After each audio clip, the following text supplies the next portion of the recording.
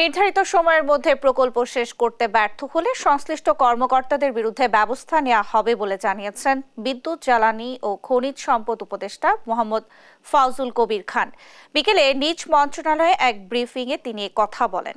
আগামী 2025 সালের মধ্যে আরও 35টি ও 2025 থেকে 28 সালের পরিকল্পনায় সব মিলিয়ে 100টি গ্যাস কূপ খনন করা হবে। মধ্যপ্রাচ্যে সংঘাতের ফলে জ্বালানি সরবরাহ যাতে অব্যাহত থাকে এবং মূল্য যাতে সহনীয় পর্যায়ে থাকে সে বিষয়ে চেষ্টা করা হবে।